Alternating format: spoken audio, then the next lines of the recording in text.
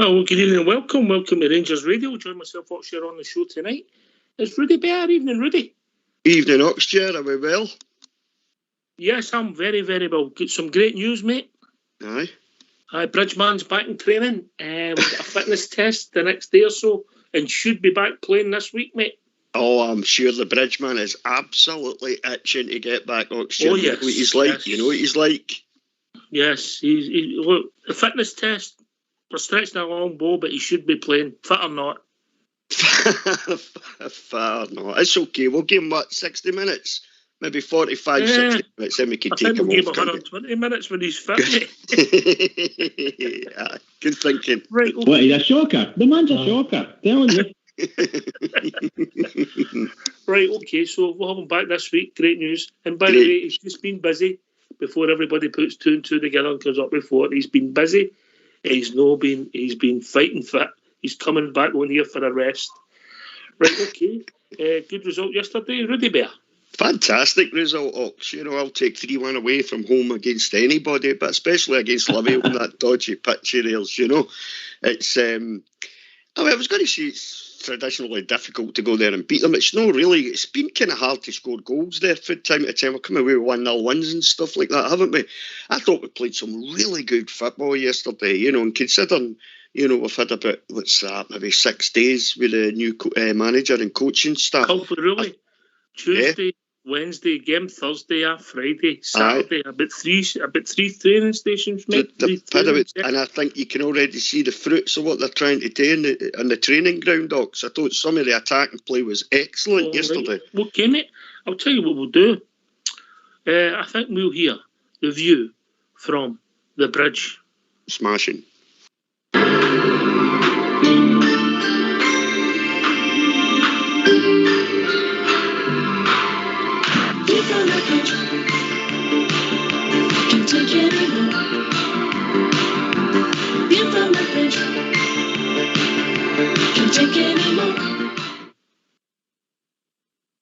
Good evening, everyone. This is a view on behalf of the bridge. Livingston welcome Rangers to a cold winter's day on what is already a hard place to visit for Rangers.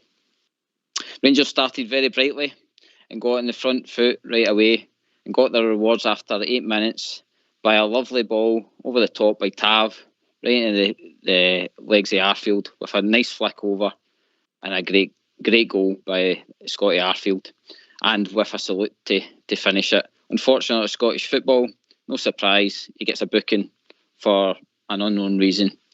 Maybe the guys will be able to tell me about that later on. From there, quite a dominant performance. Next 10 minutes, chances from Haji, positive play going forward, but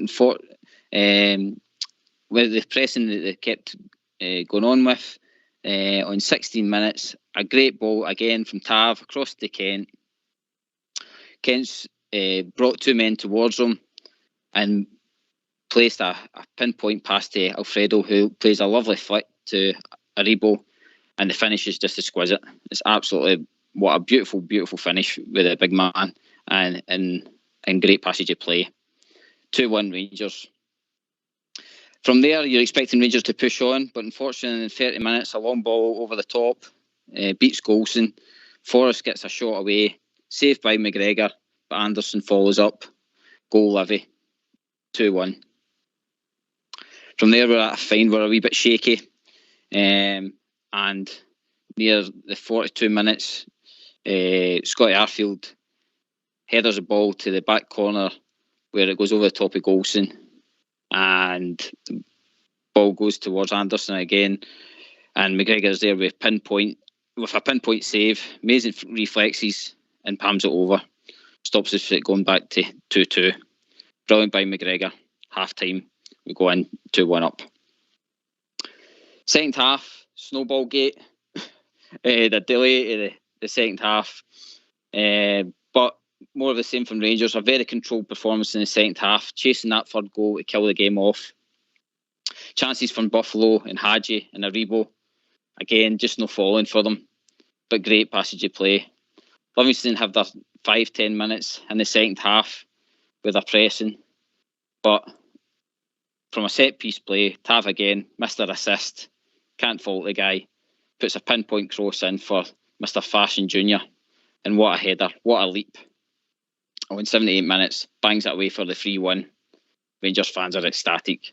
And so they should be. What a great goal. Rangers go on to see the game out and get a convincing victory of 3-1. Well done, Rangers. And that is a view on behalf of the Bridge.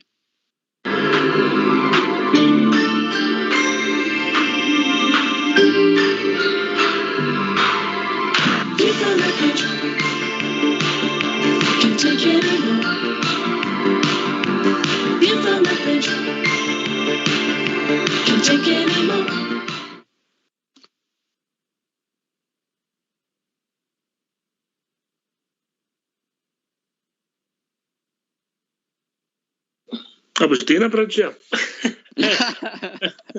Well, thanks for that, Gaz. Enjoyed that. Different. But had all the content there. And you're right, it was comfortable, but nervy for a few minutes, Rudy, yeah? I think it was after they scored. McGregor pulled off a great save, I thought, to initially keep the ball out the net. Connor Goldson didn't exactly cover himself in glory there. And there wasn't much he could do about the second one. Here's a question for you two then, right? Aye. Obviously, with Connor Goldson, he's getting a wee bit of stick for that, the goal, right? Yeah. If he makes that same pass in the Gazoo, their defenders said, do we say it's a good pass? Aye, absolutely. Of course we are. Definitely. I would anyway. If we get a goal, if you get a resulting goal for it, aye. Sometimes you've got to give credit. I think he wasn't great after that, but that's another argument, Rudy. Yeah?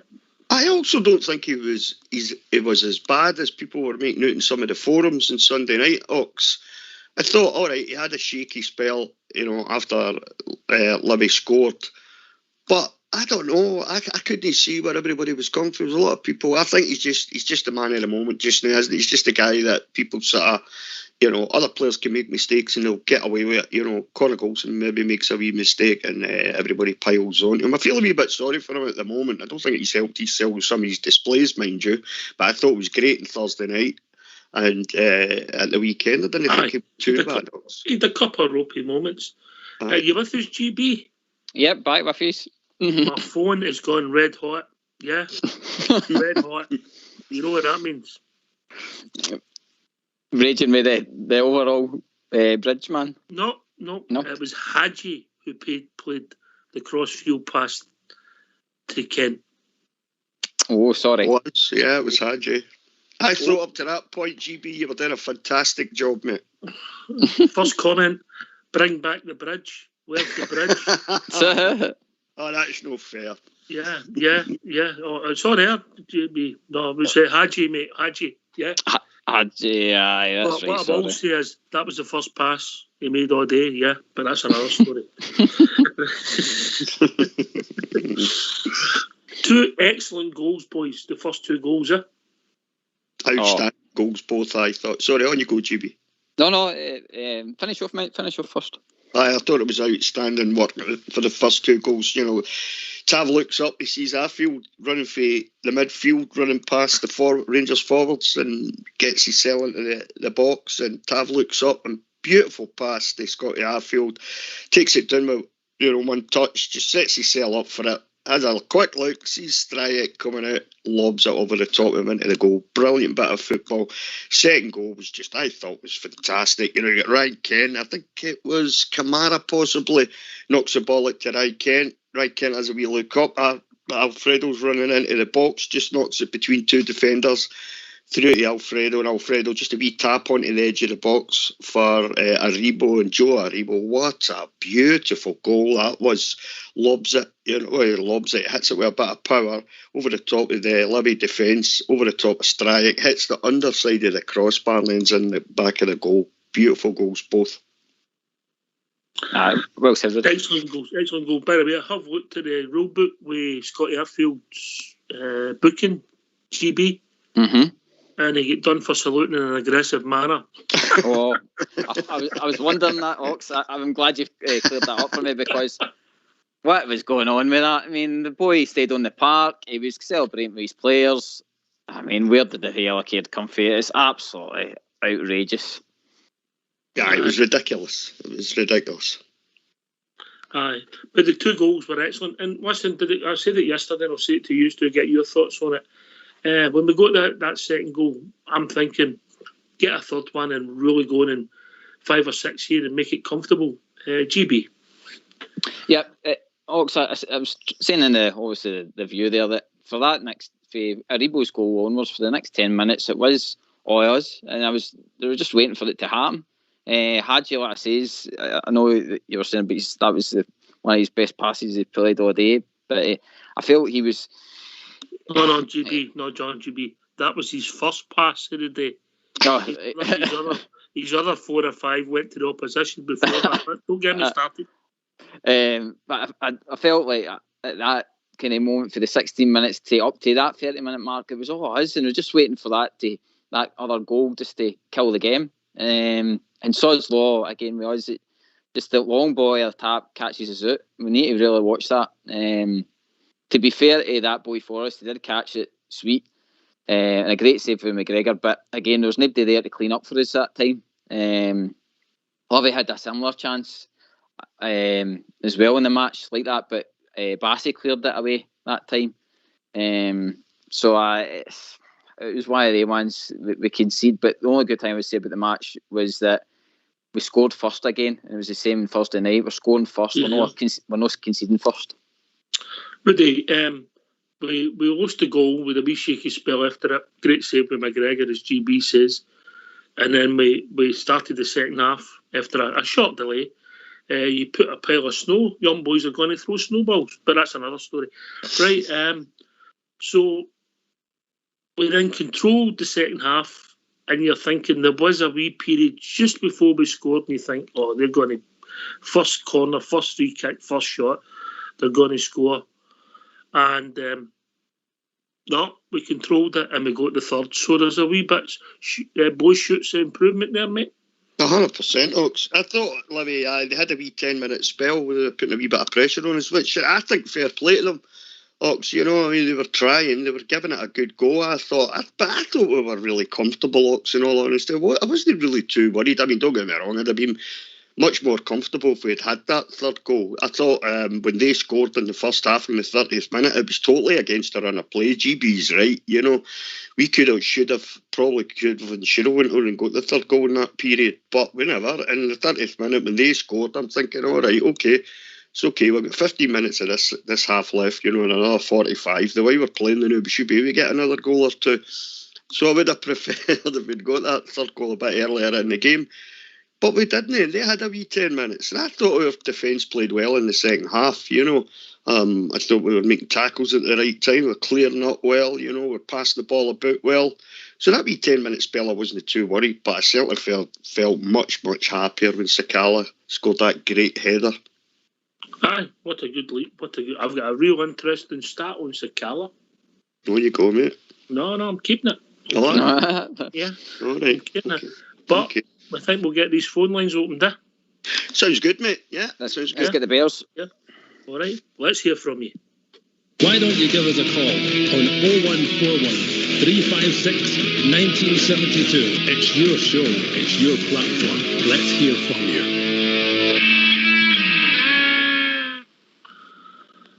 All right, it's good to get that third goal and then we run out comfortable winners 3-1 after a European tie on a poor pitch. Not the best day to play football, but the boys, your team, showed a great attitude from start to finish, if I'm being honest, GB. They did, Ox, and I think Gio's kind of, I know he's not had a lot of time, but we're actually starting to see these wee tweaks that he's doing with the team. Ryan Kent, for me, yesterday was playing in the perfect position. For that Aribo goal, he was able to draw 2 guys away towards him and make that beautiful pass to Alfredo. So, are you telling me, GB, that you think that Ryan Kent was playing too narrow before? 100%. I think what you're saying, GB. Yep, I think our new managers came in and he's seen these kind of things and he's seen where Kent can be more influential for the team. I do understand why they gave Kent a kind of free role because he is dangerous, but we're a team, so he's using them to help the team. So drawing the two boys away gave that space, and Kent he's even deadly with these passes. I mean, that pass to Fredo was pinpoint, and then Fredo knowing he flicked that to Aribo, and then again. Are you sure it was a pass to Alfredo? Kent to Alfredo, because Alfredo flicked on. Sure? What am I missing? Why am I missing? I was to Alfredo, but I'm just asking if you're sure. You're making me second guess here. That's why there was so much information in the first half, because there was not much to talk about the second half, because it's all us. Don't let him put doubts in your mind, GB. Don't let him. It was a great pass. And you're right, mate. Rudy, he's right, isn't he? About the width. When you've not got the ball, you go wide. It's not a new thing, yeah? No, how often do we talk about on this show, Ox, about Ryan Kent's best position? I'll say that again. When we've got the ball, you go wide or you mix it up. You don't play inside all the time, Rudy Bear. No, you don't. Of course you don't. There's no point in doing that, because that's easy to defend against. The whole point of playing wide is that you start dragging defenders about the place. And Ryan Kent does that brilliantly. As GB's just pointed out, he's got two defenders coming towards him. They're thinking, right, Ryan Kent's got the ball. He's, deftly knocks it between the two defenders to Alfredo. He tap past Alfredo at the edge of the box for Aribo. Bang, balls in the back of the net. That's where Ryan Kent does all his best work, Ox. He always has done. And we've talked about it often enough on this show. He's a winger. Giovanni Van Bronckhorst has spoken now about playing with wingers, with wide players on the right and the left. And I think we're seeing the fruits of that now, Ox. Right, do you want my fashion Sakala stat then? Yeah. We're ready for it, right? Okay. So, the greatest player that the world's ever seen, I think he's at the Ballon d'Or tonight, yeah? It takes him goals per 90 minutes, 0.84. Yeah? Mm-hmm. Yeah, so in the 90 minutes, he's scoring less than a goal a game. Okay. Fashion Sakala, in 90 minutes, is averaging 1.08 goals. Also, the greatest player the world has ever seen, it takes 107 minutes at the moment per goal. Fashion Sakala, 84 minutes per goal. It's a good start, that Ox, eh? Aye, that's a good start, Ox. I don't know where you dug that one, Ox, because I haven't seen that one yet. So well done, Ox. Nah, it is amazing, Ox, and it's funny. And yet half of his kind of stats have came from off the bench, isn't it? Aye, that's right. No, he's not really played that many games for us, has he? If we're being honest, and he's got 5 league goals already. Mm-hmm. Yeah. Mm-hmm. Yeah. Has he got to be that player, Ox? Do you think he's got to be an impact sub? Like, why are these players that we are able to call on off the bench? Because I don't. Like I say, there's always got to be Kent starting there, and there's always going to be. I don't know. I feel as though everybody has to keep going with Alfredo up front all the time. So I don't. I feel as though I don't want him to get wasted on the bench. If you know what I mean. Listen, we're getting it right with Masnou. He scored 5 league goals. If he was to carry on like this, Masnou would end up between 15 and 20, and that'd be a great return. The boy's infectious, Rudy. Yeah? I love watching him when he scores. I love watching him in his interviews. You saw him in the post-match interview on Sunday, and a huge smile on his face, he's just infectious, I also think he's a really good player to Ox, though, so I think he's got that bit of pace that defenders absolutely dread, I think if you get him more time, it depends whether the management decide to give him more time on the park, but I think if you give him more time on the park, I think you'll see him score goals on a regular basis, like you've just pointed out.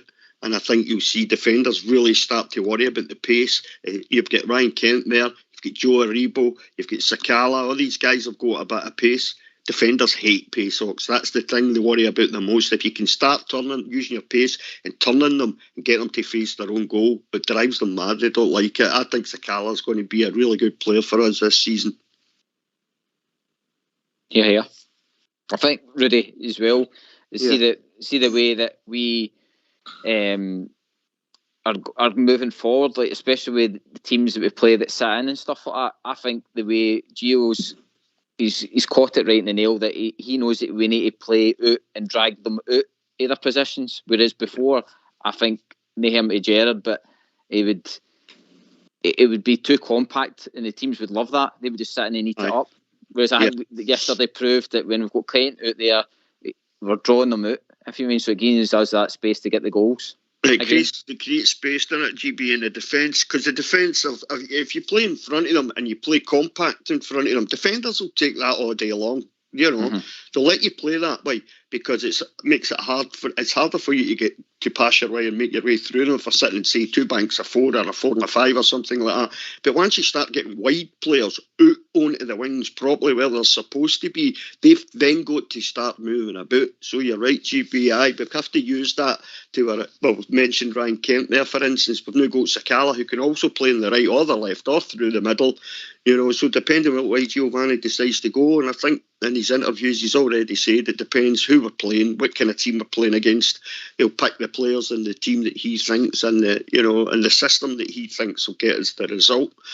But I'd much rather see our wide players playing like proper wide players. Don't want them being too narrow. Mm-hmm.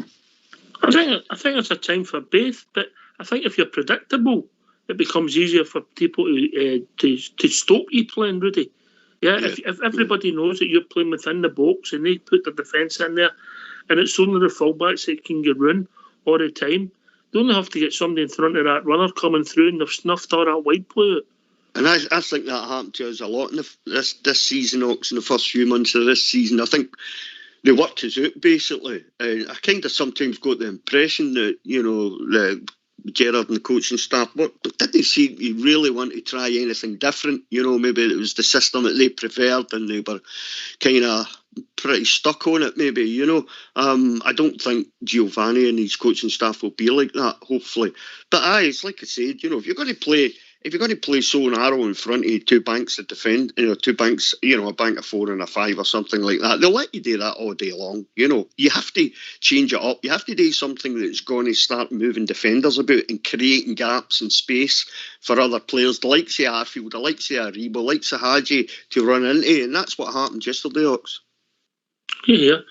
I think the secret for me is not being predictable, GB. Yeah. Mm-hmm. 100%. And did you notice yesterday with Glenn Kamara, when it was going into the defensive shape, that he was dropping into the kind of the 5? He was cutting back a good bit yesterday. So, we seen Glenn Kamara a lot of the time when we first signed him, that he was always kind of the clean-up guy as well. So, hopefully he's getting a kind of new lease of life under the new manager as well. He caught a fantastic ball at Philivy at one point. You probably remember it, GB. He was back in. He was in between the 2 centre backs, so he was. I'm trying to remember. I think it might have been Devlin. Laced the ball right across the edge of the 6-yard box, and the man that was back there slid in and knocked the ball out for a corner. It was Glenn Kamara. It was really good defending by him. Mm-hmm. Aye, good all-round performance. And before we bring in a caller, who was your man of the match? Rudy Bear. Oh, man of the match. I think I'm going to go with Joe Aribo. Thought he had a really good game yesterday. That goal's going to get at least an extra mark, innit? Oh, it's beautiful. He took it so well, and he had another shot or 2 as well, but that goal was just fantastic. For the edge of the box, to lift it and curl it the way he did and dip and everything. It was a wonderful goal. I'm going to get you Joe Aribo. The last time I seen colours was that was Fox getting ready for the night out, GB. Hopefully it was just as nice. I can't disagree with Aribo. The only other one I'd probably get to was Kent, because yesterday again, that boy was getting kicked up and down the place again. Worked his socks off as well, GB, didn't he? Does he complain? And by the way, I'll give the manager credit again. Smart substitutions yesterday. Didn't leave Kent on for the full 90. He got him off, protected him. Well managed. Well done. Well, I'm going to differ for you 2 lads, and I'll give you somebody in Joe Aribo for that goal. It was worth the admission money. The first goal was a cracker and all. I thought our most consistent player yesterday, I haven't watched it again, was Big Shirley. Bassey, yeah, I totally see where you're coming. And I also thought the 90 minutes, yeah. I don't think he'd done a lot wrong, and I didn't think he was. I thought he was going to look like a fish out of water in the centre half. I'm still not convinced it's his best position, but you've got to give credit where it's due. The last 2 games, GB. I think he could have. Oh, sorry. I'll carry on, Rudy, then we'll go to GB. No, I just got to say, I think Bassey, as well as I think he did play, I think he might have possibly been a wee bit quicker on his feet for their goal, you know. And Learning, yep, I'll give you that. Learning curve, mate. He could have maybe been aware of what was happening, sniffed out the danger, yes. But Tav, 2 assists for Tav, I know. I think you'll go to Tav, as you mentioned. Well, we're critical of Tav. He's done it again yesterday, you know. Aye. He's done it again yesterday. I'm not giving him too much for the corner, you know what I mean? But the first goal, it's obviously a rehearsed move. Alfredo moves. Scotty goes into the space and we score the goal, GB. Yep. Do you think Arfield's getting a new lease of life under the manager as well? Because he was deadly for us, really doing that same manoeuvre a couple of seasons ago. Constantly getting in, doing that kind of one-touch passing and stuff like that and getting goals. And hopefully he is coming back with that kind of form because he is deadly for us going up forward like that. Talking about guys who are always on deadly manoeuvres, his last one being the Battle of the Bulge. We've been joined by old Davy. How we doing, Davy? Oh, you're off a hard on me. You're off a hard on me. Oh, but I'll tell you, I totally agree with what you said about Bassey, but I have been saying that about Bassey for umpteen games, and it's never happened, and I don't know why. That guy will run, he's got everything. He's just got a wee bit more to learn, and to play him on that crap park, he was outstanding. And that was, as far as the result was, that was a marvellous result on a crap. That's a park that should be banned for life. It's the only park I know when the ball comes down, it bounces back the way. I can't disagree with him, but I don't want to turn this into the park. Hopefully, that's the last time we play in that plastic surface this. Well, maybe not this season. Maybe you never know where the Europe will take you, but hopefully that's it domestically, Rudy Bear. Aye, I mean, we've got just 2 clubs gone, isn't there? You know, so last season you're talking about, you know, a quarter of the league with plastic parts. I don't know. I can't stand them up. I just don't think, and I know other countries have them, I just don't think they should be in top flight football. That's how I feel about it. But some of them are so bad, and Livy's got one that's dreadful. It was like Kelly's. Kelly's used to be like that. But hopefully, you know, we don't have to play in one too much more. But look, see, they play on them when we play the way we played yesterday. I'll take that all day long, folks. Yeah. Good result yesterday, David, or the piece, yeah? Oh, I always thought everybody, and there's not a person can turn around and say they didn't think that was going to be a banana skin. For the same old reasons as everybody knows. And I think, as far as we are talking about Sakala, I wouldn't have that guy out of my team, you know. I would not have him out of my team. No chance. So you would put him in instead of Haji? No, I wouldn't. No, I would play the two of them together. I'd take Morelos out. I know that's not everybody's favourite, but if you watch that game and you see how many times Morelos gave the ball away... Oh, he did, particularly in the second half, mate, he started... and he's just, to me, he's not at the races. And okay, go to 2 goals against Sparta, laid on the one for Aribo, fair dues, but that's what he's there for. But the rest of the game, not for me. I would be Rudy Bear. Wouldn't it be correct if we said he had a classic game yesterday, Alfie? Yeah. No, certainly no. I kind of noticed as well yesterday. I don't know if it was just my perception of the game, but I thought he was starting to drop that deep into the midfield thing, and that, you know, heading back into the midfield. I don't know. I mean, a player like Alfredo, he should be up there running about that 18-yard box, battling with defenders, dragging them all over the place, you know, holding the ball up, passing it off to like Aribo and Kent and Haji and whoever else is up there. That's where you're going to get the best at Alfie. I sometimes get the impression with Alfie, and I see when he doesn't score a goal and he sees other players scoring goals, I think he gets a bit fed up, and I think he's only truly happy when he puts the ball in the back of the net. I thought it was fantastic against Sparta. If we could get that Alfie back every game, you'd be the first name in your team sheet every week, Ox. Aye, listen, he didn't have a good game, but We've scored 5 goals, GB, and he's been involved in 3 of them the last 2 games. So he scored 2, made one, but been involved in the third one. The second goal yesterday. He divides opinion, and it's a hard one. He's always there and about it, and he does battle. If you mean, for me, he does get stuck in, but it's just there's times in his game for me that, I mean, for me, I don't think Fashion Sakala would have done that flick on for Aribo yesterday.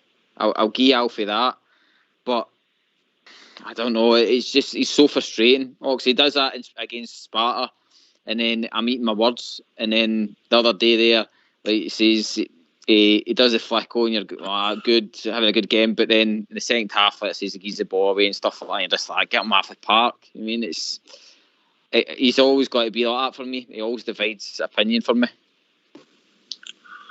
Right, but look, for me, Davey, I know what you're saying. I don't think he was one of our top players yesterday, but I think we're a better team with him in it. Rudy Bear.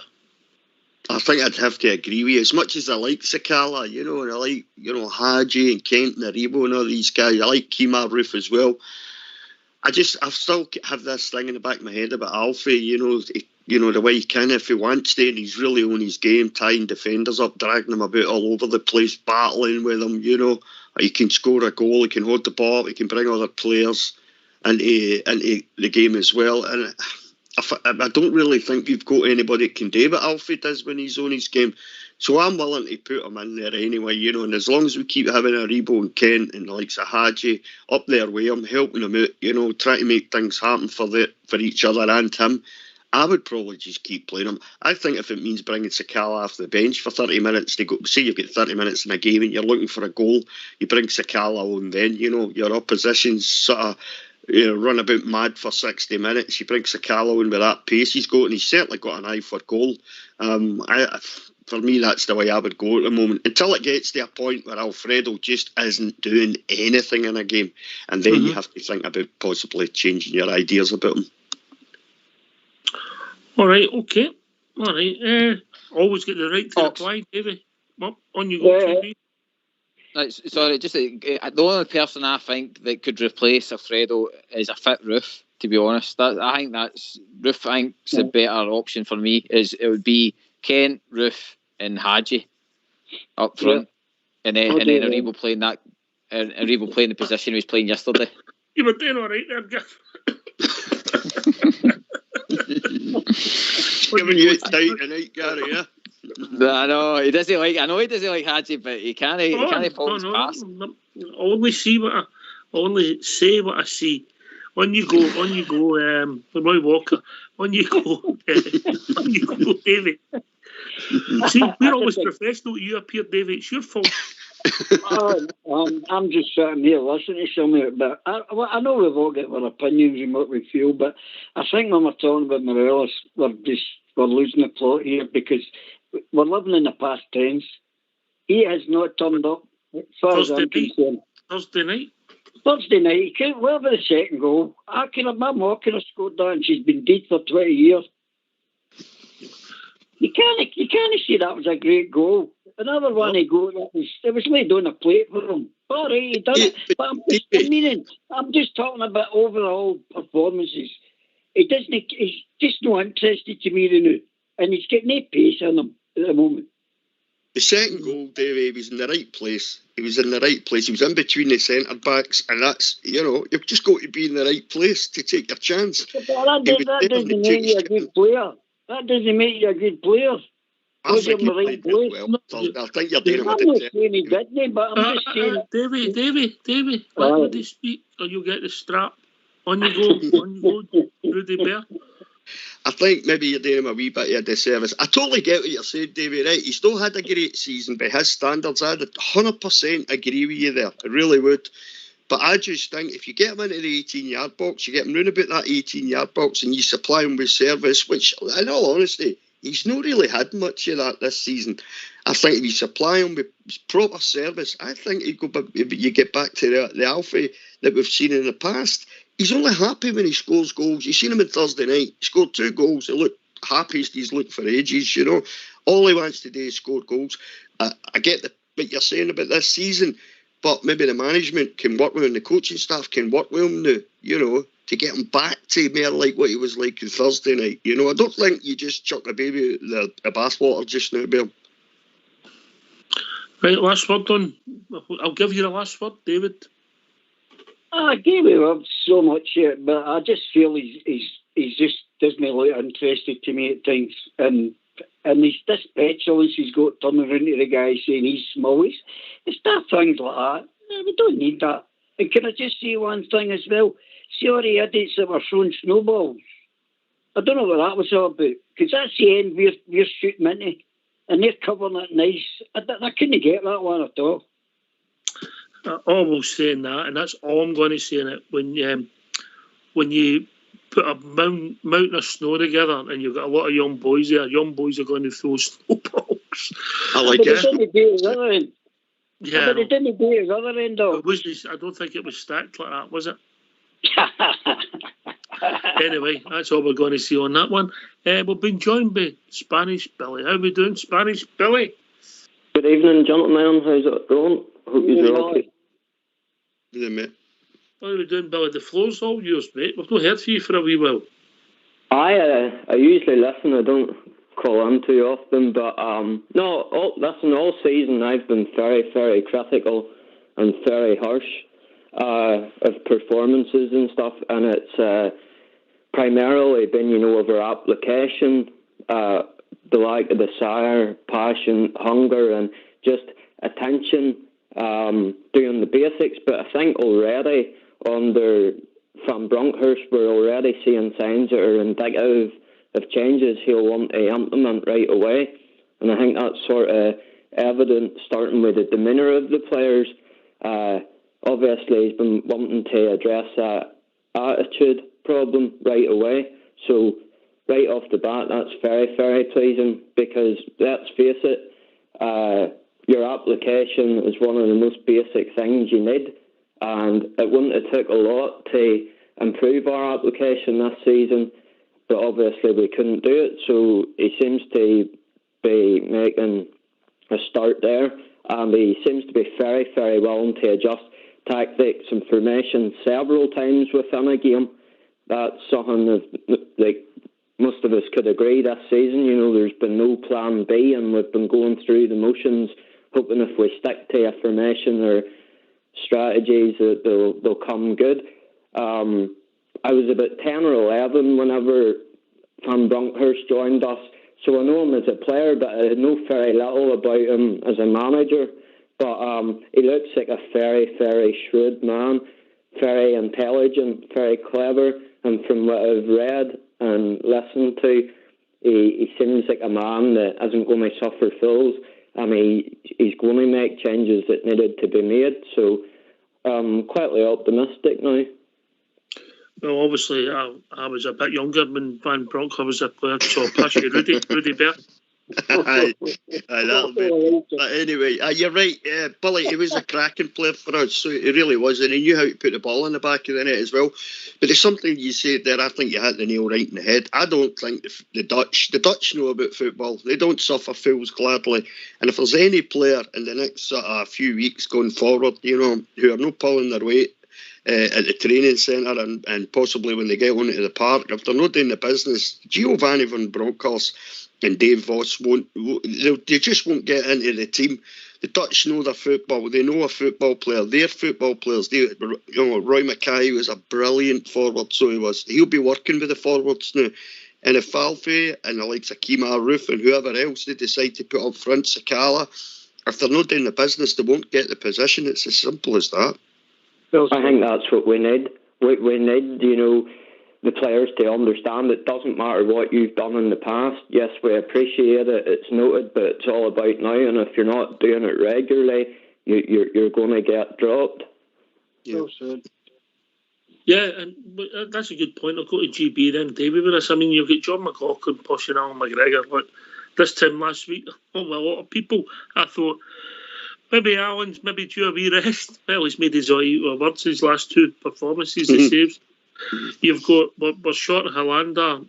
who's our first choice centre-back. Young Bassey's come in. He's now pushing Borner and Harlander, which I never seen coming. Stephen Davis wasn't playing yesterday. Ryan Jack wasn't in the squad for obvious reasons. I think the plastic pitch. We've got up front. You've got Morelos, Kent, Haji. Rebo can play anywhere in the front six positions, if you like, pretty much so. And then you've got this Sakala that's appeared to nowhere. Yeah, who's pushing us. So we're first 11. There's real competition for places that maybe we've not had. GB. Yeah, obviously, well summed up, mate. It's just, I think Gio's came in and he's got to look at the full squad and see where he can get the best out of them. I think the biggest thing I've noticed since he's came in is the wee tweaks, like say Kent going back to a proper position. Aribo, 9 times out of 10, when he was sitting in the midfield, I think he was wasted there. So I always liked him being a more forward player. And then the likes of Arfield again coming back into a bit of form, and like see every time the ball's either getting crossed in and getting dealt with and stuff like that, there's a lot of high fives going on. There seems to be a wee bit more a togetherness again. So all onwards and upwards for the team. Oh, definitely.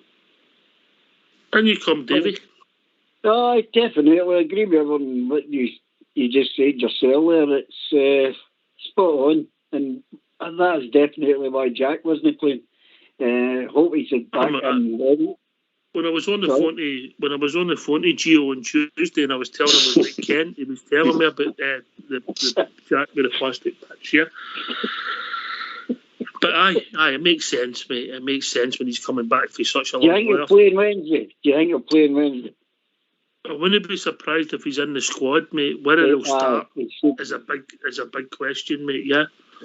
Well, I'll make a wee prediction. If we can come through the next few games right into the start of January, and with Gio being there for a wee bit longer, and we keep the 4 points, I think we're a good thing. All right. Well, if we win every game from the end of the season, we'll win the league. Yeah. Well, I'm confident on that. I hope you're right, mate. I hope you're right. Listen, we've won. I think we've lost 1 in 55 league games, Rudy. And sometimes we are tough, aren't we? Because we had a couple of shockers at Ibrox. We know that it wasn't good enough against Aberdeen, and we played well enough against Hearts, and then we lost a goal in the last minute. You know. Yeah, defensive mistake in the last minute. The defending against Aberdeen was just shocking, Ox, for them to go two ahead. But as you say, I think sometimes with the support, it's not so much the fact that we've lost that one game in, like you say, 55. It's the kind of games we're losing, though, Ox. And a lot of what's happening could really be sorted out if the defence just tightened the job up. So could, some of the performances I thought in the second half of last season, I thought we scraped through some games as well, Ox. Alan McGregor was doing his thing at the back. Defence, I was playing all right. They played fairly well in the second half of the season. I know we only lost 13 goals at Ibrox and, in the league. And that was a phenomenal record, but we defended for the front, Ox, last season. That's why. I mean, there was some games where teams were never mind getting a shot on target. They weren't getting a goal. They weren't even getting a shot on target in some games. I'd love to see us getting back to that, being so tight like that again, and just not allowing teams to get near our 18-yard box and get shots on goal. Aye, okay, mate. All right, I'll tell you what we're going to do. We're going to hear from our manager as we start building up to Wednesday night's game. Yeah, is that all right with you? Is that all right with you, Billy? 100%. Yeah. And are you all right, the senior guy on the show, Davey? Certainly. Yes, I certainly am, yes. Yes, you've always got to give people respect. That right, Rudy Bear? How's young you? Yeah, absolutely. Absolutely. Right, okay, GB, let's hear from today from our manager, Giovanni Van Bronckhorst. We just start with some team news, please, if possible, ahead of the trip to Edinburgh. Yeah, I think we don't have any, any other injuries for tomorrow. I think everyone came out of the game really good. Of course tired, but nothing important for me that there aren't players available for Wednesday. So hopefully Kamaru was on a training pitch today, so we will assess him tomorrow, and maybe he can be part of the squad on Wednesday. And the other ones are still out of the game. I just wonder, when you look back at performance and result, you have the time to sleep on it. Just how pleased were you with your debut in the Premiership? I'm very pleased, of course, because you want to win the game. That's the first objective you have to have. Get the 3 points. I think also the way we played on a difficult circumstances, of course, artificial pitch, wasn't easy, but I think we started the game really well. Deservedly we're 2-0 up, and I think the only thing we have to do better is the last 15 minutes. We lost a little bit of control of the game, which Livingston could come back, of course, with the goal, and also a big chance to make it 2-2. And so in those moments in the game, we have to be more clinical and more defensively solid. I think the second half we did better than the first half, because we didn't give any chance away. And the only thing I can tell my players is to make sure the third one was scored much earlier, because we had the chance and only got the goal from Sakala with the corner kick. And I think dominated the game really well, but forgot to close the game earlier. In the earliest possible time. In terms of him, then obviously it's a team you've seen in person. Is this a chance for some of these Rangers players to right a few wrongs from the Hampden defeats and maybe exact some revenge on this side? Well, of course we look back to the game. The game we played and lost. It will be a difficult game on Wednesday, because it's not the same way of playing. I have a different style and a different play than the team used on that day. So, but still, you can see the threats the Hips got with their system, with the players they have. I think they were on the day very solid, very good, and were very clinical in the chances they got, and deservedly won the game on the day. And that's what we take from the game last week. And Wednesday is a new chance for us to get the 3 points. In terms of what I found intriguing yesterday was that you changed the shape a couple of times and went sort of closer to 4-4-2 at the end. One of the things about the squad, does it allow you that flexibility of not only making personnel changes but different shapes and different tactics? Yeah, well, I mean, it's as I said before, it's quite a big squad with a lot of different qualities and strengths within the players in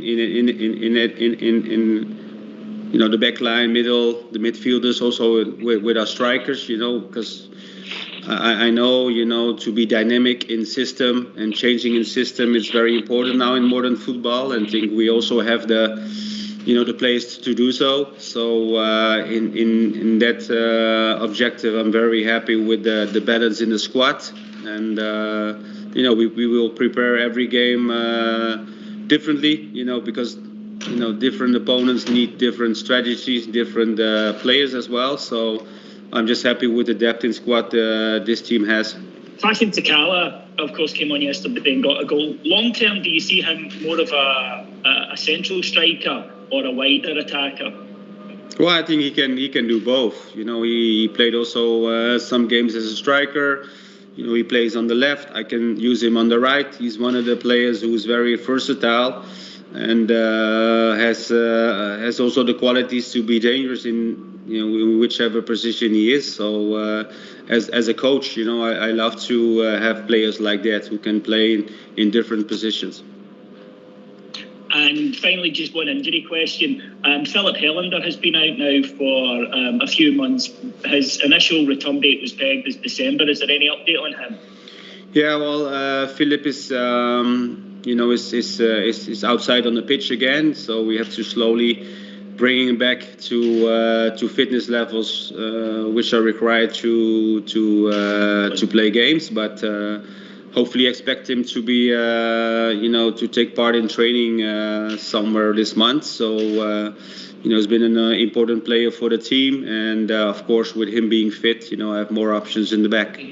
Calvin Bassey's come in for Leon Balogun the last couple of games. How impressed have you been with him filling in that role? I'm really impressed because it's a very talented defender. Normally plays, in the left back position, and didn't have much experience in the central area. So I'm really happy with his performances. I think he has the physical ability to play there, and we will helping him a lot in that position. When he has to pass, when he has to dribble, his position he has to take when the other defenders got the ball. So, and he's a player who is very open in learning, and he gives a lot of energy into the team. So, the last 2 games I'm really happy with the way he played. You brought on Nathan Patterson yesterday in a sort of right wing position. Can we perhaps see that more going forward? And is that something you can see him working well with James Tavernier down that way, down that right hand flank? Yeah, it's an option for me. Especially when you have games like yesterday, but also against Prague, when you are playing really well and really need to defend the advantage we have. So with Nathan, you have a player who's defensively very solid. I think its combination with James is excellent, and so that's an option for me. It's an option to give the defense a little bit more of stability, but also keep the pace up front when needed. And finally, it was great to see Jermaine Defoe getting back on the pitch at the weekend. Giovanni, can we possibly see more of him going forward, and what's he been like to work with behind the scenes? He's been really good. I mean, when I came here, of course, he was part of the coaching staff and also a player. So he's also busy with his training batches, so which is really good because we started already thinking about team process and tactical possibilities, but. I think for now Jermaine is still a player, and I will use him only as a player. And of course, I think the quality he has is sometimes needed in games. So and of course, Kamar out in the last 2 games. Jermaine couldn't play in Europe because he was not eligible. But I think he can still have an important role in this season. Why don't you give us a call on 0141 356 1972? It's your show, it's your platform. Let's hear from you. Well, thanks for that. Interesting. Obviously, no injury concerns going forward, which is going to be seen as a positive. Roof coming back into contention for a place for the squad. He never mentioned Ryan Jack, and if he did, I must have missed it. Rudy Bear, then GB. No, I don't think he did mention Ryan Jack, Ox, and it's good to hear that Philip Hellander's on the way back as well. I think the second half of the season we're certainly going to be needing Big Phil. Sooner we get him back, the better. As much as you don't want to rush him back, sooner we get him back, the better. But keep my roof. I think it was interesting the stuff he said about Jermaine Defoe. It's pretty straightforward. The Dutch, they just say it as they see it. And I think he's probably made the right decision there. If he's brought his own coaching stuff and and he has done that, and you've got Dave Voss coming in from Ajax as well. They'll have their own ideas and all that, and it may not chime with Jermaine. And I think Jermaine's been a fantastic player, but as Giovanni said there, he's working on his coaching badges himself, so that'll be taking up a wee bit of time. And he's just another option. If you let him just concentrate on playing football, keep him fit, playing football, he's at the stage in his career now where he may not have too much time ahead of him playing football-wise. But he's certainly a good option to have there, Ox, because we know how he can score when he really, when you give him chances, he'll put the ball in the back of the net. I don't see him getting ahead of the likes of Sakala and Roof. If everybody's fit, he's not going to get in a head or anything. But he's a good addition to the squad, you know. I think he'll be ways at the end of the season. I think. I don't think it's anything personal in Jermaine Defoe, GB. I just think that people like their own people run about them. Aye, of course, Rox. It's just so does it create any? Well, for me, it wouldn't create any friction and stuff like that. And plus, he's probably looking at it that the way he's setting up his tactics, if I'm right, it's a 4-2-3-1. I mean, a guy like Defoe sitting up there getting service, he's still got to be deadly for Rangers. So I think it's still a smart move to have a guy like that ready to come on for you, especially if you're sitting and it's a bit cagey and that guy can come on and win you the game. It's a smart move, I think. When they're all back fit. Yes, GB.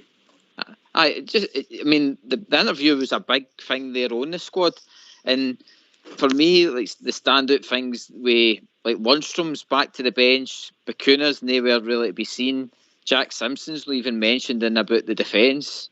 I mean, like where do you see these guys coming in? Do you think the managers came in and seen that there is better in front of them, really, or has it just been that? I don't think the managers judged anything in 3 training sessions, mate. Yeah? No. Yeah, definitely.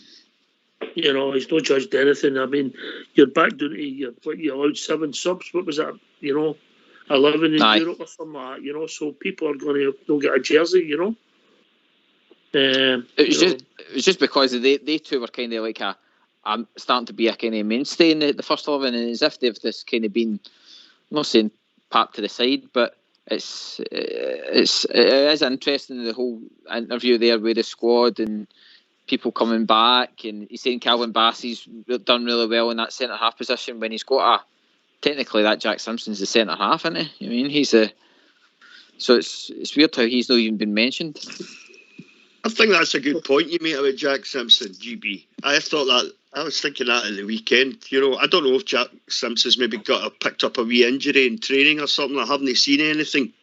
But it makes you wonder if they looked at Jack Simpson and thought, because I know, people have spoke to about Jack Simpson, we haven't seen a lot of the boy, but there's a lot of people not really thinking he's going to cut it, Maybe the coaching staff have looked at him as well, and they've kind of thought, well, let's play a left back. Who's Bassey? Let's play him at centre back instead of Jack Simpson.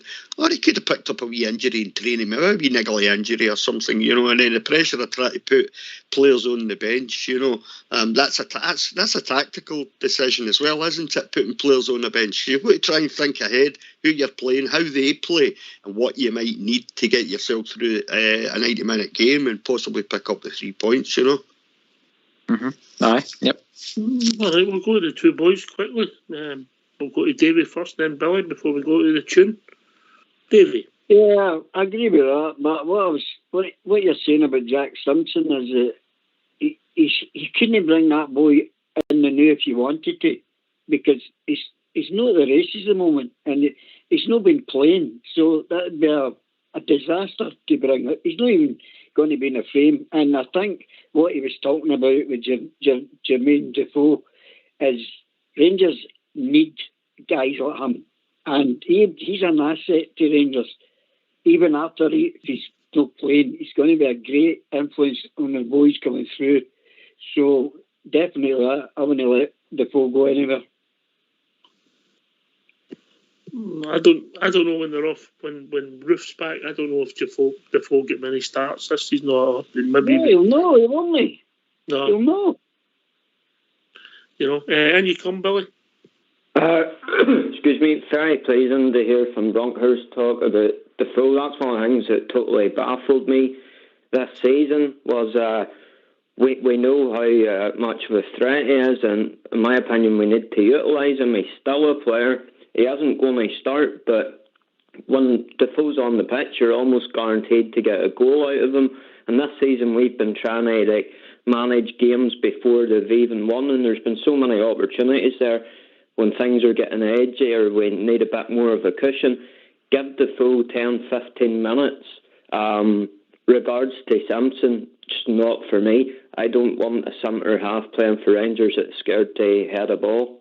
But, I'm not a footballer, so I don't know. But I don't really. Well, interesting to see where his career goes. You know, first impressions, we've not seen that much of him, but I don't think there's... Bridgman thinks there's something there, but I don't think we've all saw that yet. But we'll see. We'll see what it takes us. Right, get yourselves on mute. We're going to have a tune.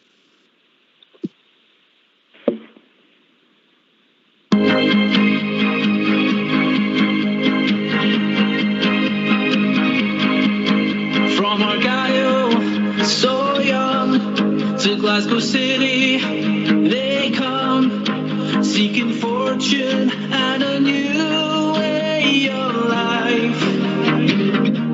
How could they know ambitions would grow? Such a beautiful story, and here's how it goes. Four lads had a dream to start a football team. They had no money, no kit, not even a ball. They still carried on. The Rangers were born. 55 titles, we're still going strong. So hoist up your Rangers flags, sing with your heart and voice, celebrate the greatest club in the world. Let our history show what we already know. We are the Rangers, the greatest of all.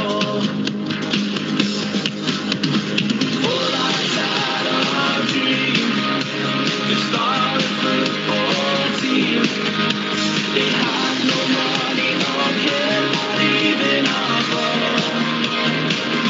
They still carried on. The Rangers are born. 55 titles, we're still going strong.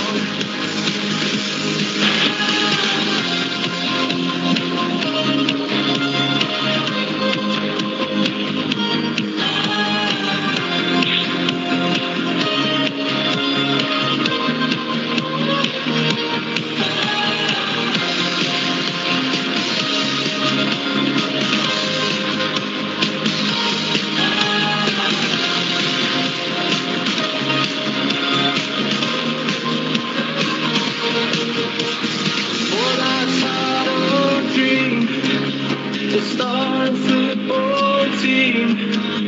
They had no money, no kit, not even a ball. They still carried on. The Rangers are born. 55 titles, we're still going strong. 55 titles, we're still going strong. Why don't you give us a call on 0141 356 1972? It's your show, it's your platform. Let's hear from you.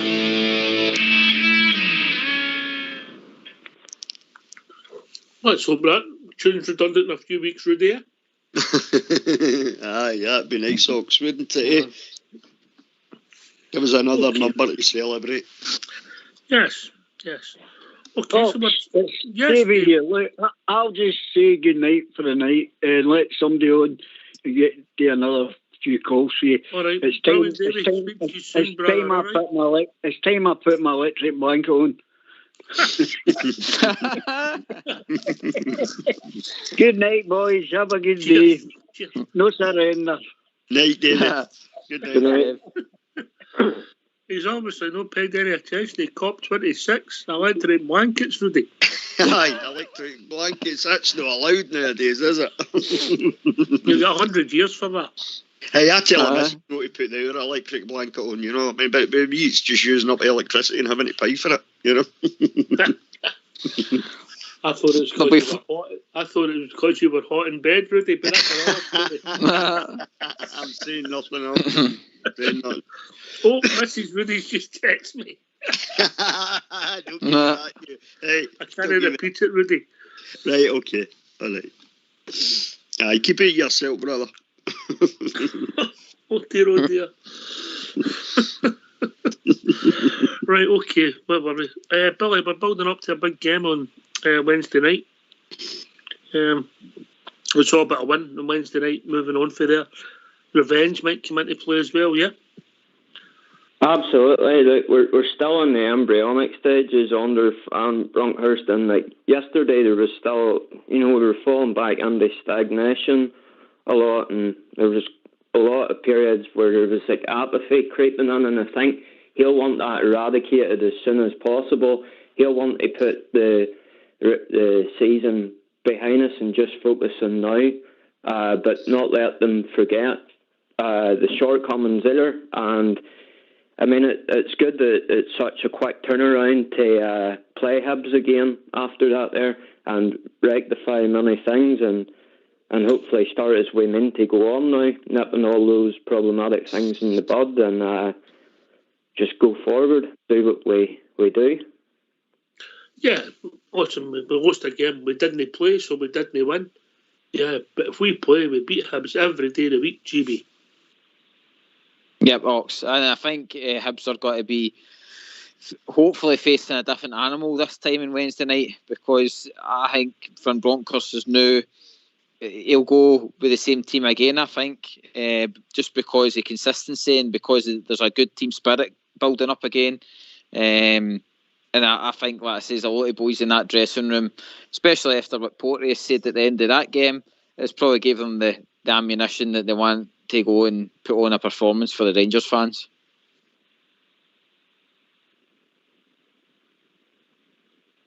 Aye, for me, Rudy Bear, it's about a game. It's about a game that you win. Yeah, you move away and you chalk it up, I mean, he only made one change on Sunday. Joe made one change from the team that played on Thursday. It was Scotty Arfield ones that started on Thursday night. So I think GB's got a point. I think he'll go with more or less the same team again, maybe one or two, maybe a wee tweak here or there. But this team have certainly got something to prove against Hampson Wednesday night. That was embarrassing, Ox. It really was. It was embarrassing for us as a support, for the club, for them as professional football players, to have put on in a semi-final of a cup, and then you have to put up with all the snide remarks and everything afterwards, for the journalists and for the Hibs players and all that stuff. So if that doesn't get them up for Wednesday night, if they play this mob at Easter Road on Wednesday night, then nothing will. But they've certainly got a big point to prove, and I think they're in a better place after the last two performances. I think they're in a better place now than they were in the semi-final. Aye. Listen, we don't know, Billy, but for the outside looking in, it looks as if potentially it's went a bit stale, and the fresh ideas, the fresh approach might be a positive thing, yeah? Yeah, I think obviously with the new management team coming in there, there's going to be a rejuvenation. There's players that maybe fell down the pecking order that are, they know they've got an opportunity now and a clean slate, and then there's obviously players that maybe felt very safe under the last regime that are going to have to impress to make sure that they keep their place. And I just think there's a lot of positivity and a lot of things to be confident about with Gio coming in. But as I say, I'm not getting carried away. I'm just going to be patient and just look forward to it. But listen, I'm going to hop off here, but thanks very much for having me on again. I've enjoyed it, and all the best for the rest of the show. Cheers, Billy. Always good to speak to you, mate. Thank you. Take care, guys. Cheers, Bill.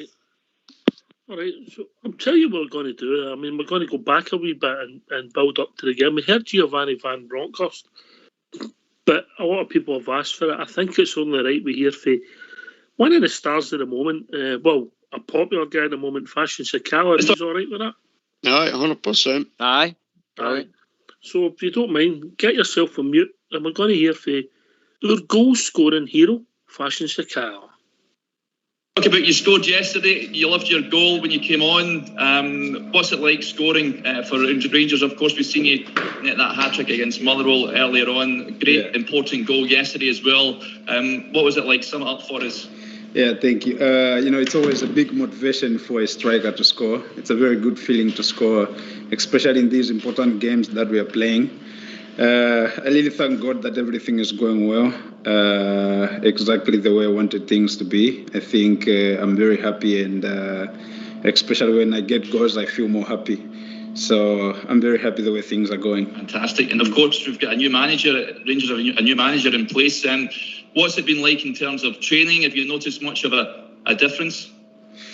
Not really. Honestly, almost everything is still the same. Yeah, he's a different coach. I think almost each and every coach has got different style of trainings, but it's not a big change. So everything is going almost the same, and I haven't seen the big change for now. Now, one thing I noticed yesterday is when you were coming on, the fans were singing your song, and that seemed to give you a boost. Yeah. Would that be fair to say? Yeah, it's... is it something that you enjoy? Yeah, it's a very big motivation to see how fans react when I'm getting on the pitch. I really appreciate the support I'm getting from the fans.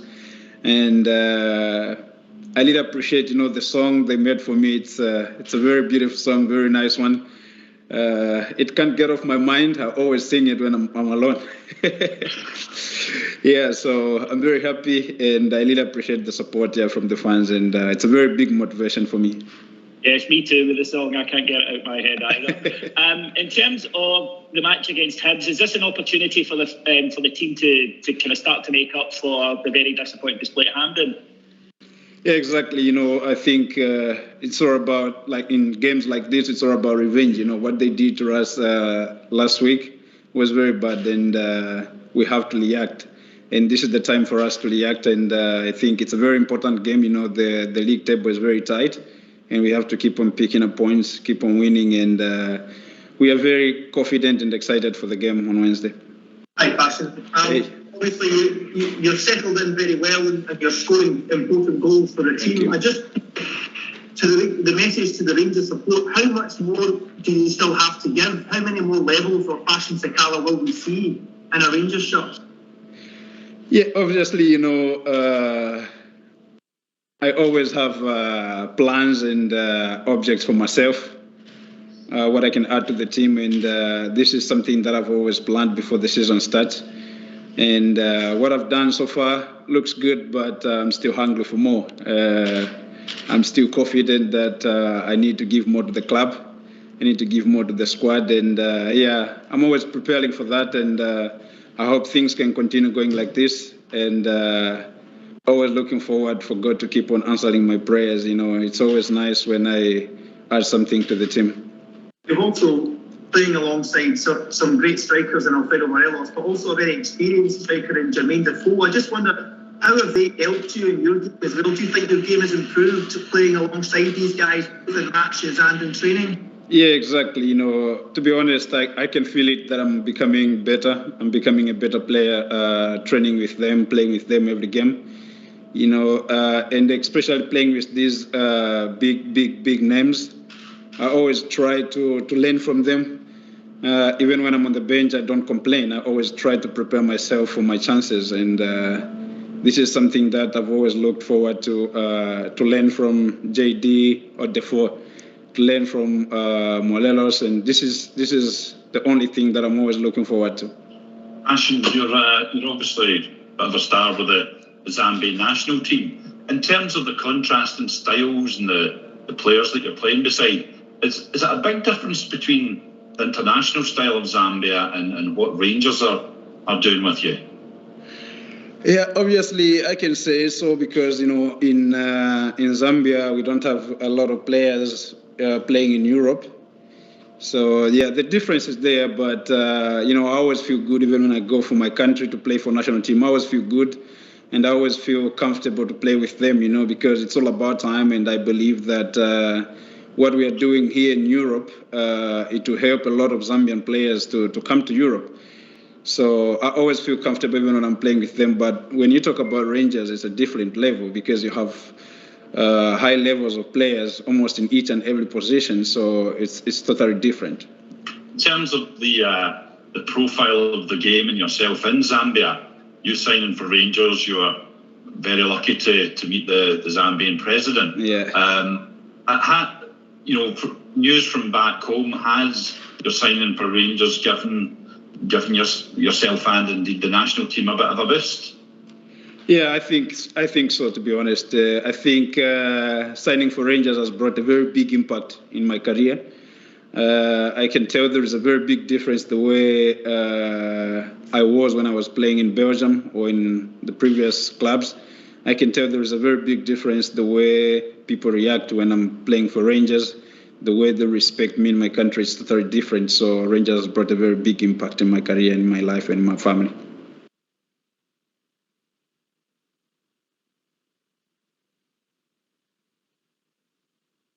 Well, thanks for that, Fox. I've got to say, when I listen to Fashion Sakala there, GB, I've got to say, he reminds me a lot of myself. Such a nice fella. top bloke, Hawks, top bloke. He is. You could sit and listen to him talk about Rangers all night. He's so infectious with it, and see, do you know what I really like? You can tell that guy appreciates to be at our club. Like, I think sometimes he comes across as though he still can't believe that he signed for Rangers, if you mean. And that to me, I would rather have 11 of the guys in our team. Appreciating being at our team, want to work hard and progress and all that. So I bring it on. Hi. We've been joined by Bob Chair. Evening, Bob Chair.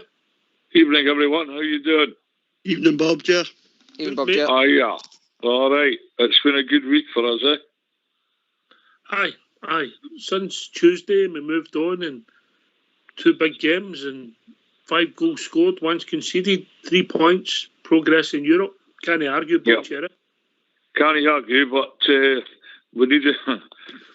I thought we were kind of hanging on Thursday night against Sparta Prague, sorry. Ox. I thought we were kind of hanging on with Alan McGregor did the heroics and got us through, eh? And... Aye. They came in. I didn't think we were going to lose the game, but we looked as if we could lose a goal. No. Yeah. I looked as though we could lose a goal. That's the point I'm making.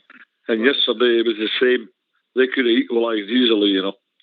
And the end of the first half, sorry. Yeah? Aye. I still thought we would have won the game, and we were totally dominant in the second half. But I think the old report card would say, can do better. Eh? But hey ho, it's been a good week. 2 good results.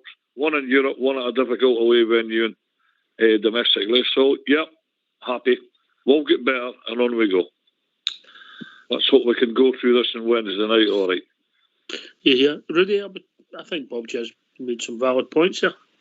Aye, absolutely. I'm sure we can get better. I don't doubt that for a minute. I think we've seen a marked improvement, though, since the semi-final.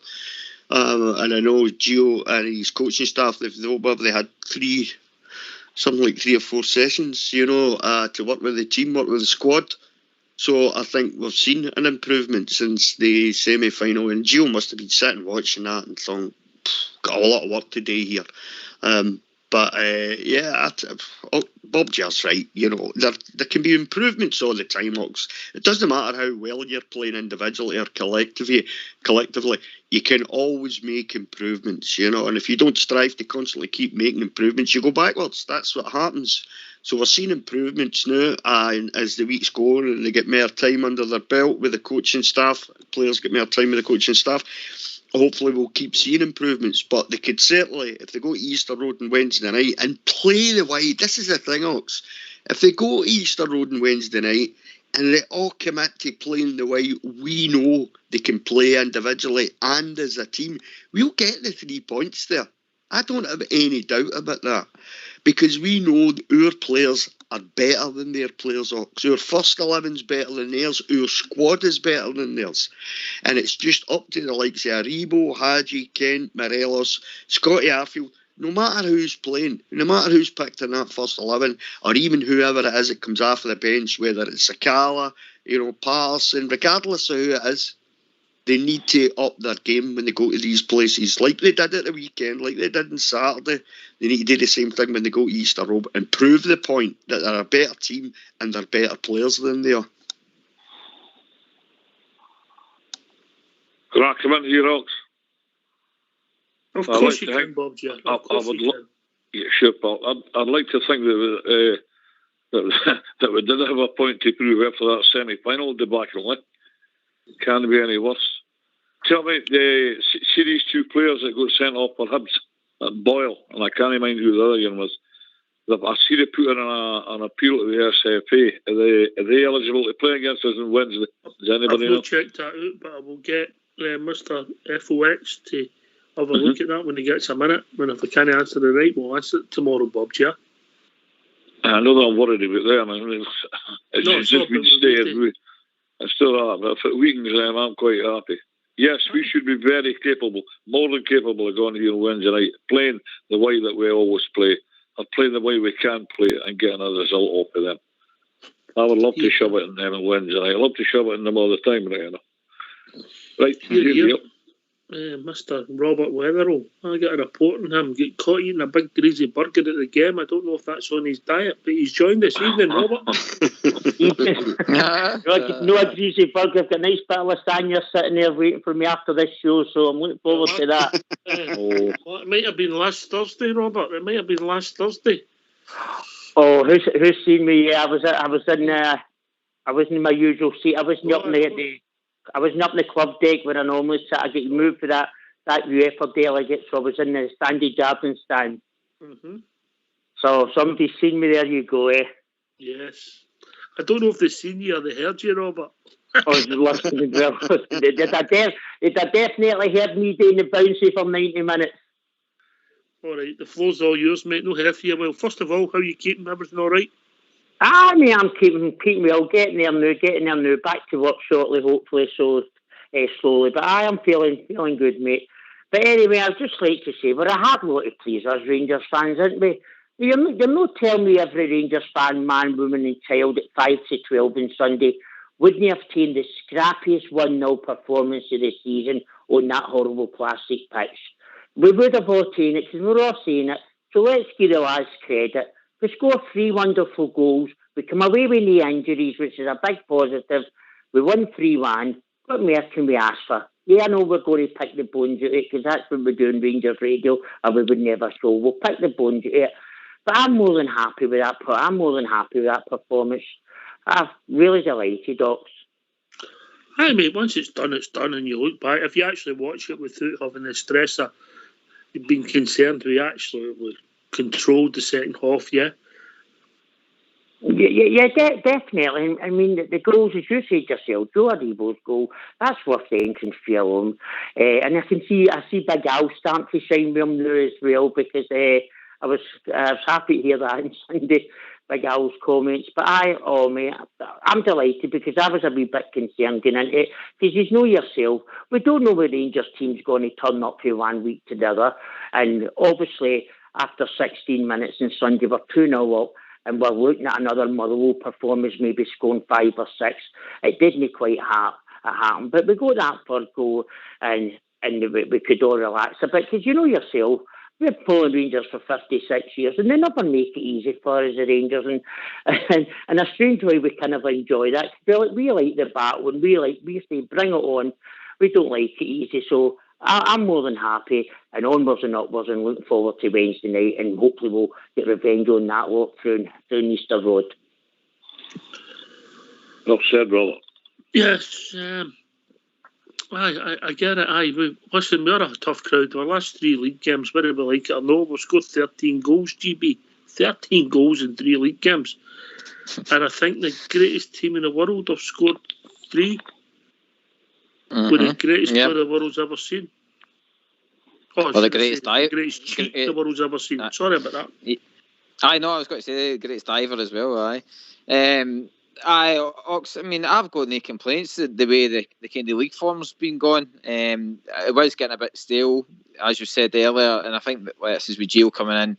He's brought back the professionalism, I think, in the team. The Sparta game and the game against Livy there, you could see there was a focus on to go out and do a job. And I think, like Low Fashion said in his interview there's a kind of revenge thing there. I think all the team need to do is go out and do another professional performance, and they'll get the 3 points, because we are a far better team. It's just that, again, we just need to turn up. And what I say is, no get maybe dragged into the kind of, we've got to beat them because of what happened last Sunday. We've got to go out there and just focus on, it's another game, we need the 3 points, and we move on. Aye, listen, who wouldn't take a bridge man this new? Bob, Chair? Hello. Who wouldn't take a bridge man this now? 1-0. Oh, aye, absolutely. Well, I would take it straight away. I'd take any kind of victory in the matter. And aye, we're very capable of going through here on Wednesday night and taking points off of them. All right, I'm not going to. I mean, it's all been analysed and spoke about in a week past yesterday's history, and Gio's in. We've got 2 good victories under our belt. Let's get together. So another, as you say, another day, another 2 or 3 days with the boys to get things together, and hopefully we should be even better. But we were in the last 2 games, so let's go for it. Definitely, right, and I'll take a scrappy 1-0 win any day of the week. Come back to their players. Boyle served his suspension, I think, up in Perth, and he's free to play against us. And Doyle's got a 2-match ban, so he'll not be playing against us, yeah? He wouldn't be matched anyway. No. Okay. So that's where we are with that. A bridge man all day long. Robert? Well, listen up. So I would take a bridge man all day long, right up till the 2nd of January, and then take 3 or 4 after that lot and go 7 points clear. So I'd be quite happy with a bridge man from out there. Obviously, we love to see the team playing good football and scoring plenty of goals, because that's we want to be entertained. But come on, this season's so important. So, and the way it's been going so far, of course, a bridge man all day long. Remember, if we win tomorrow night, Rudy, we go 7 points clear anyway. Pressure. Aye. And as you say, a bridge man, give me every day of the week, Ox. If we get a bridge man all the way from now to the end of the season, I'll take that any day of the week. It's 3 points. All that matters just now, Ox, is just keep lifting the 3 points each game. You know, I'd love to see us playing fantastic football and scoring great goals, you know, the way they did yesterday, and see us scoring some great goals. I'd like to see that on Wednesday night. But what I want to see more than anything else is for us to come away from Easter Road with 3 points. Because really, in the grand scheme of things, Ox, that's all that truly matters. That you keep picking the 3 points up. We don't drop by any more daft points. You know, we try to, especially on the road, if you come away with a 1-0 win, it adds another 3 points. As you say, we could end up 7 points ahead before they play, sort of thing, you know. So that just puts that wee bit of pressure on them. They've got to go out and perform as well then and win their game to sort of catch back up with us again, you know. And we've experienced that in previous seasons where it gets hard to do it for a whole season if that's the way it turns out. You're constantly running to try and catch the team above you. So, aye, a 1-0 day me fine, Ox. If we get that Wednesday night, I'll be happy with that. All right, Fox has got a wee ditty for us.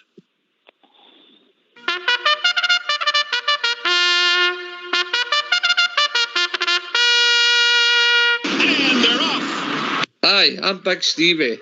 Hi, I'm Southside from Rangers Radio. As part of our club's 150-year celebrations, Rangers Radio are holding a charity race night on the 26th of March 2022 at the Wee Gels Club outside Ibrox Stadium. Thanks to everyone who has contributed so far. There are still opportunities for businesses, supporters clubs and individuals to sponsor races and place advertisements within the event programme. Listeners, including those unable to attend, can purchase tickets for our online Super 6 Races booze cruise to win a super selection of quality spirits provided by the Rangers Radio panellists. For details how to take part in our Super 6 and how to purchase adverts in our race programme, please visit shop.RangersRadio.online. Super 6 Races will also be screened live on Facebook. Any listeners wishing to become involved in our sponsorship should contact rangersradio@gmail.com. All monies raised will go to the Emmy Smiley Charity Foundation, the Rangers Supporters Erskine Appeal and the Robert Mulholland Memorial Parade. Meanwhile, it's Colonel John Summerbird in the red cap. And Signon has come to the outside. Signon coming flying on the grandstand side. Gio Ponti on the inside. Summerbird is right there. This is unbelievable.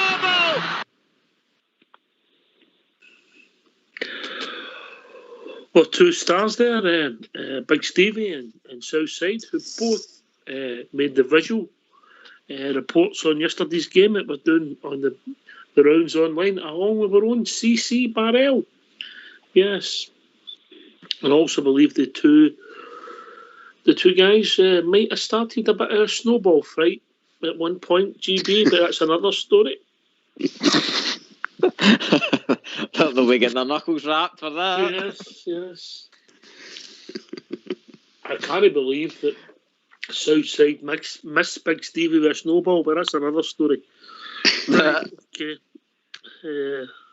Right, thanks for that, Fox, and things are going well, but anybody that's wanting to get involved, just contact us.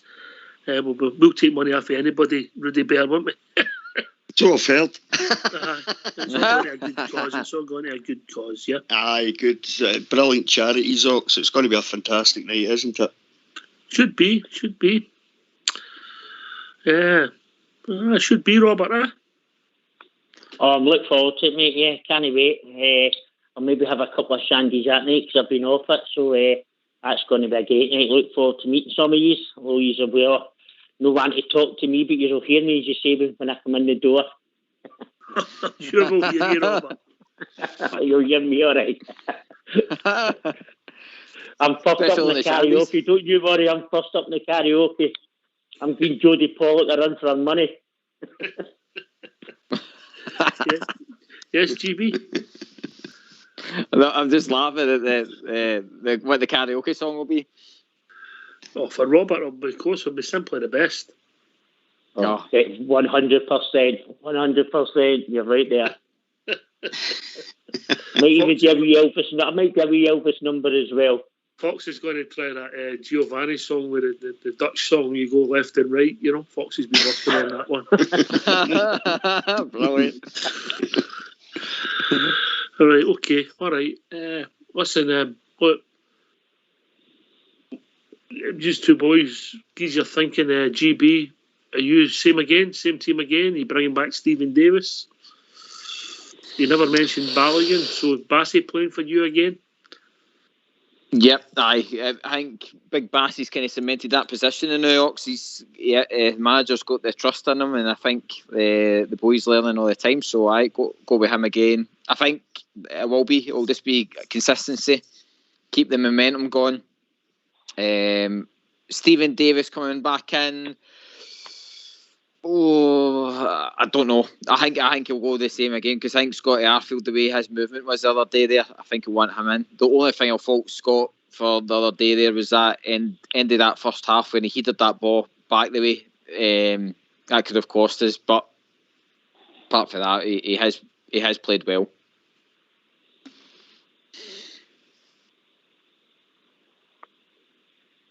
You keep Scotty in the team?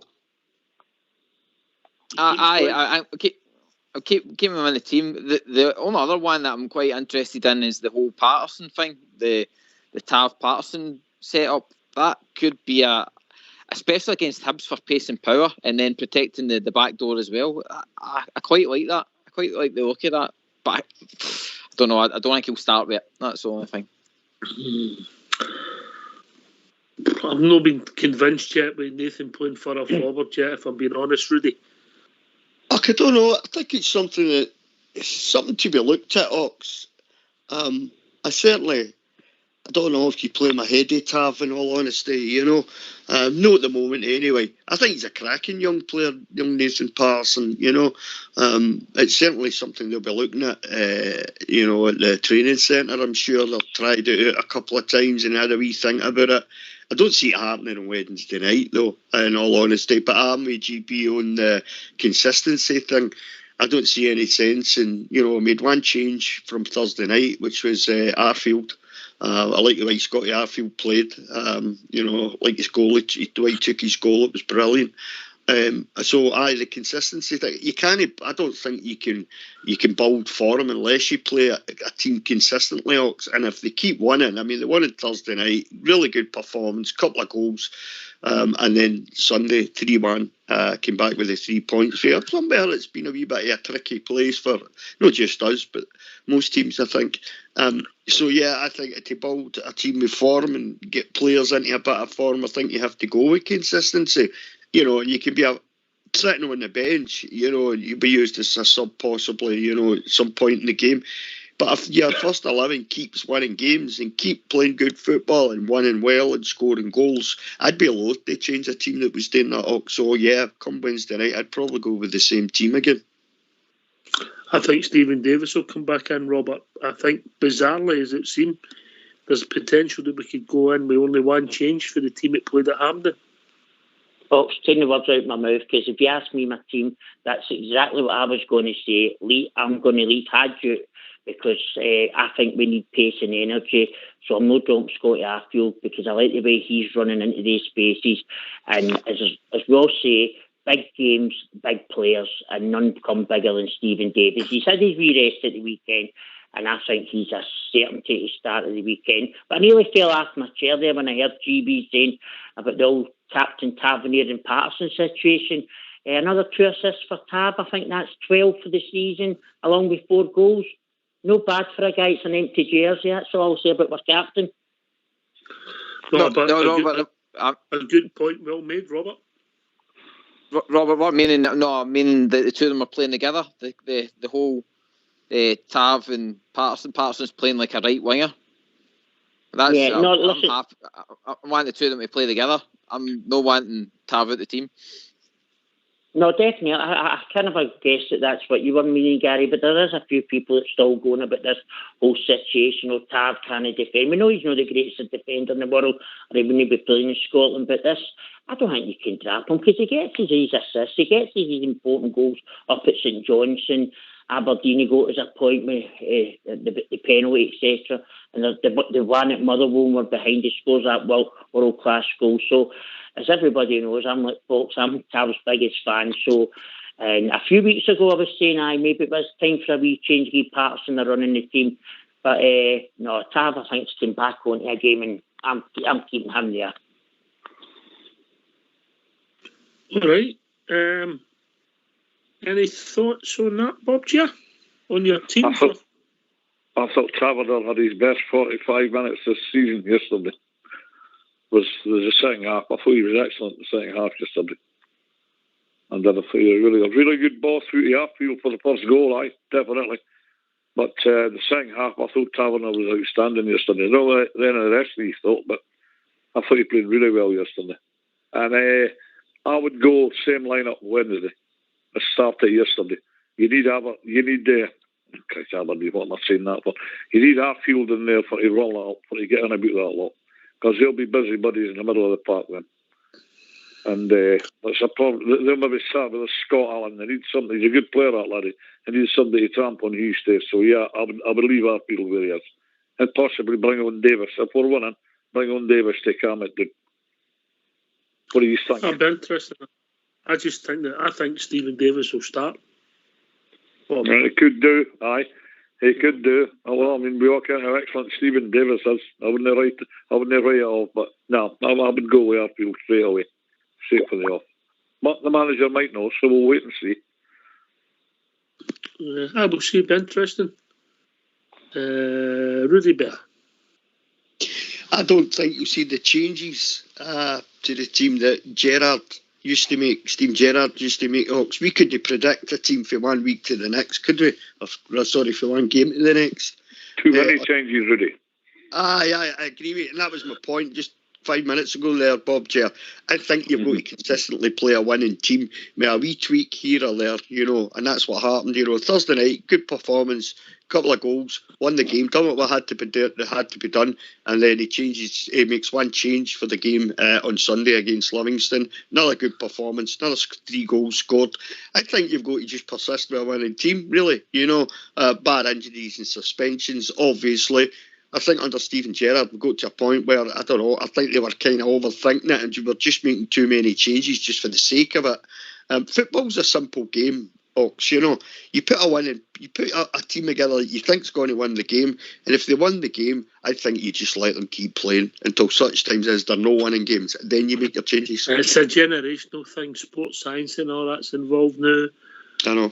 We'll see. Obviously, we're going to be playing 4 games in, what was it, 9 days. But do you think you'll see the same amount of changes under Gio and his coaching staff? No, I don't. No, I don't either. I don't either. Here we go. I've got another interesting stat for you, Rudy. I know you like your stats. Where you go, mate? There's some trouble broke out not far from your house, Robert. A certain team 1 year ago today, after 13 games, had 30 points, and they were rioting and wanting the place shut down and burnt down. This season they've played 14 games and they've only got 29 points, so they're gathering as we speak. Yeah. Definitely, mate. No, I mean, there's no shame in them. Do you know what I mean? And they're coming out with the latest one, David Martindale, prefers the Rangers and all that, and all these teams are lying down to us. Aberdeen, I think, if you look at the stats, in 32 games or something, down there, have lost 30, I do believe. My son was telling me this today. Out of 32 games down there, Aberdeen's lost 30 out of 32, eh? That's a team that tries against them all the time, isn't it? Aye. And that's a great wee stat you read out there. I like that. I'll need to look that one up later. Brilliant. One less point. Just sort of thing. Yes, Bob, carry on, mate. You're on that subject here about other teams in the league. If you remember last week, a week ago tonight, I think, Big Alec Felishaw was on, and he said, he made a valid point, and you won't know it anyway. He says, these teams try 150% against the Rangers. A lot of them, no exceptions. And I come back and I say to him, I says, Alec, it's 250% they try. So, as you say, the stats and the results, as Rudy says, it bears itself out, doesn't it? Bears itself out. You look at the stats against us and the stats against them. I bet you there's not a lot of similarity in it. So I believe there's always a vendetta against Rangers with a hell lot of them. So I don't think I'm too far away with that assessment, lad. Yeah, we'll see. Well, that draw at Ibrox done a certain team for the northeast of the country well, didn't it? They're now 18 points behind us. GP. 18 points. You couldn't write it, Ox. That's what it's saying. And if we had just been a wee bit more consistent during the season, we'd be even more points in front, mate. What's that? League was done and dusted, really. If we'd have got a bit more consistency early on with these points that we dropped 6 points at him, mate. You know, so that wouldn't have seen them making that up. That would have been, at the moment, that would have been 10, 11 points, and they wouldn't have made that up. My assessment to them is, if you're wanting it, is if the boy Jota gets hurt, well, they're in trouble. But anyway, on we go. We're not here to talk about that. You might need to watch the other guy, doesn't he, dive and tap you? Oh, can I just quickly come in there? Yes, Robert. Just to remind everybody on the BBC Scotland channel, the draw has just started for the fourth round of the Scottish Cup. Live, mate. We're going to be announced. Yeah, you've just read the whole show, mate. We're going to do it. Brilliant. Fox is on it, mate. Yes, he's the only one that's paid his TV licence, so he's watching. Aye, well. No doubt the Rangers will get a hard away game, no doubt. Oh, maybe. I can let Talbot at home. Yes, GB. Just to ask you about the team, like for Wednesday. For tomorrow. Like, do you see maybe Haji drop him out and Scott Arfield keep my position, and then Davis coming back in the back position? Oh, there's, to be fair, Haji, there's some right comfy seats in the stand, isn't there? Know what I mean? Just going on your thinking of Stephen Davis coming back in, do you think he would bench Arfield? No, potentially just push a Rebo up to where Haji was playing, yeah. Oh, aye. Mm-hmm. You know, yep. I mean, I don't think Haji had a couple of spells in the match yesterday. We had done okay, yeah. he didn't start the game brightly, and I think I feel as if he's an impact player. He can make things happen when the pace of the game goes out. What I see at the moment in Scottish football. I mean, I can understand how he didn't like it yesterday, plastic pitch, and it's not the best conditions, but I just don't know if he offers enough when he starts. That's my end point. I wish him all the best, and I hope if he plays, he scores 4 goals on Wednesday night, Rudy, Aye. I think he's got talent. I really do, Ox. Like you say, though, I can understand the plastic pitch thing. I don't think that kind of surface is made for the way he plays, anything. And I thought that was quite a frantic game yesterday as well, Ox. I thought there was a lot of pace to the game. A lot of hard tackles going on and stuff like that. And as much as I've seen Haji getting battered all about the park, he just keeps getting back up and getting on with it. I don't really think the game yesterday was kind of made for him, But look, I like him, Ox, and I know what you think about him. I know you've said often enough, but I like him. I think there's a possibility with Haji that he'll do something that will just surprise everybody. He'll see a pass that probably most players on the team can't see, and he'll see it, and not only see it, he'll make it as well. So maybe as time goes on, and he works with the coaching staff at Rangers a bit more, he might become a wee bit more prominent. Maybe they really like him and just they're going to work with him, to make him a better player than he already is. I think if he ever does go at any point, I think going to the likes of Italy or somewhere like that would be right up his street, to be honest with you. The kind of football that would suit him. And you've often said in the past here, Ox, on this show, you don't think the football here suits him. I think you're probably right. I don't often say that about you, Ox, but I'll say that about I'm just trying to get my breath back here, Rudy. Right. Well, I think the boy's got talent. I don't want to bash him. I only critique the individual. He's done some great things for us. I mean, he done something yesterday that was potentially fantastic. Can you imagine if that had gone in, Ox? And he also had another great effort with the goal. He made a good save. Yeah. Quick thinking for him.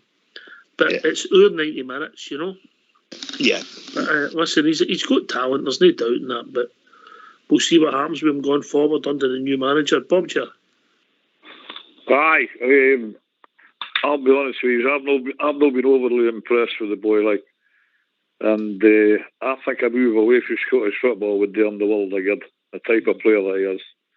I think he lacks a bit of pace. He lacks a bit of toughness, and but at the end of the day, he's done some good things for us, like the boy. But when he first came, the 2 goals against who was it?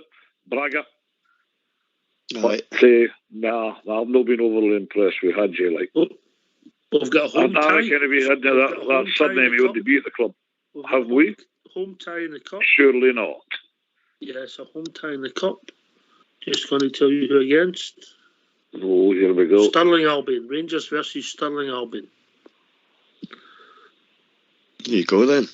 Big night at Ibrox for Stirling Albion. Yep. The Albion.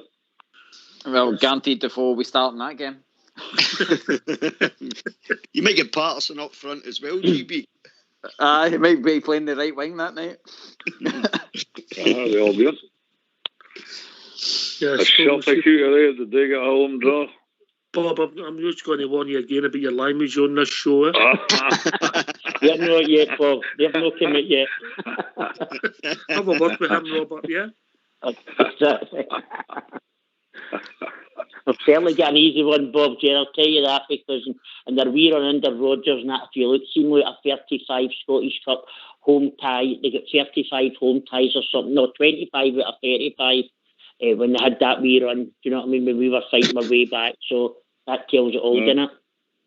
I could mind way back when they were never out of Glasgow for 4 years. Oh, I know. Never mind.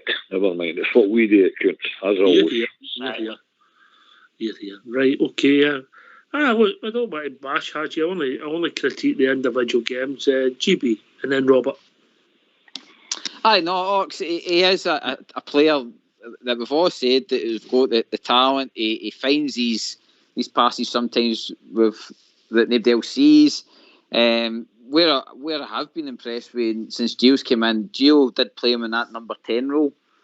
That a lot of time when you see him playing for Romania, that's the kind of role that he plays. So hopefully Haji's maybe getting a chance to play his proper position. like what he's doing with Kent. So we might see the boy progress. But again, he's one of the players I'd rather have him in the team than totally out the team.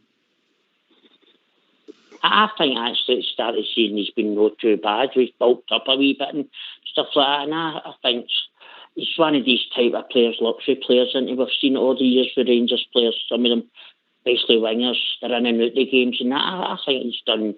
I think he's had pass marks. I wouldn't say he's been sensational, but I think he's actually been okay. And I'm looking forward to see what our manager's going to bring out in him, what sort of a player he's going to develop. But in that day, I hope he's still there for another 2 or 3 years, guys. Understand what Bob Taylor's saying about maybe moving him on, but we keep him, we develop him. He's maybe getting 5 million, and he might get 15 million, 20 million a couple of years' time. So I would like to persevere and see we had to stay in at Rangers. Oh, dearie me, you'll never guess it, Ox. You'll never guess it, folks. Alloa Athletic versus Celtic. So, guess who'll not be up the tune that day? Yeah, well. There you go. I'll go up with a bag of strychnine for it. I'll go up with a bag of strychnine for the chip shops. We've got to be happy with our draw. Rudy Bear, Stirling will be home. We'll take that, yeah? Yeah, all day long, Ox. And it gives the coaching staff and the Giovanni, it gives them maybe a game where they can think, they can try one or two things. You know, a couple of players that we haven't seen much since they've been in, which I know it's only a week or so, but you know what I mean.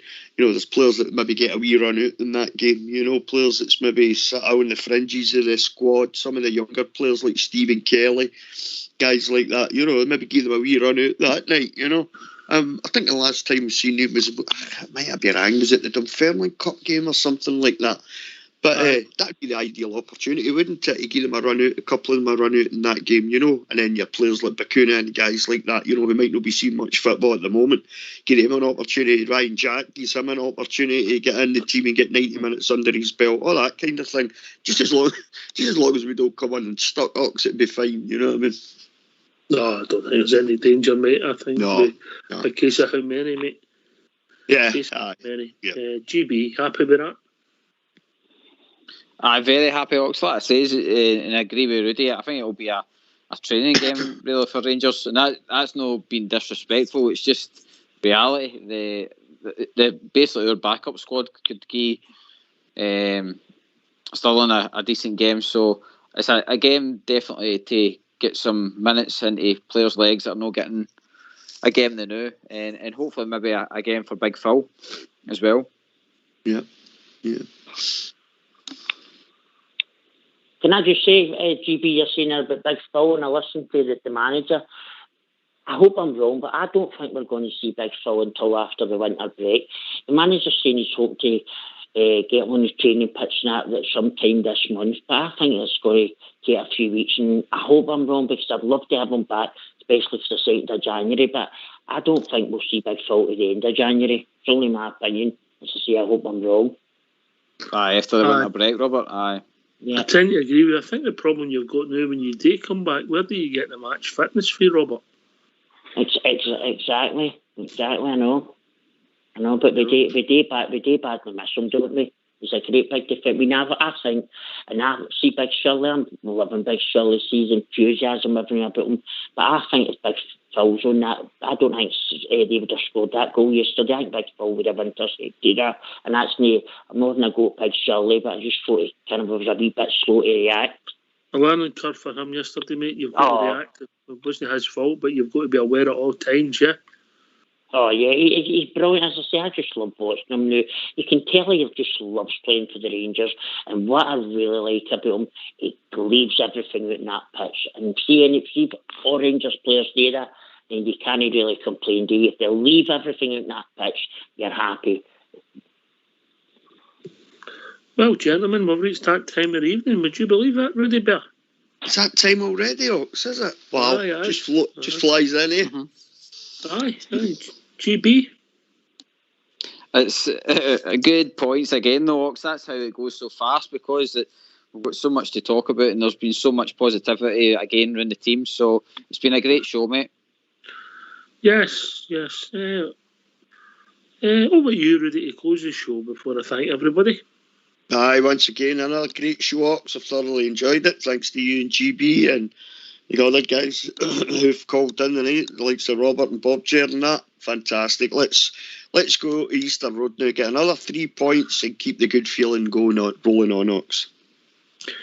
Here, can I thank Bob Chair and Robert for joining us, of course, old Davey, and Spanish Billy, it was in. Thanks to yourself, Rudy, and the one and only GB. Thanks to Fox and Old School Blue for doing the technicals. Thanks to everybody for listening. We'll be back tomorrow night between 8 and 10 talking all things Rangers. We'll be joined by Port Bear and the one and only Big Stevie. Thanks for listening.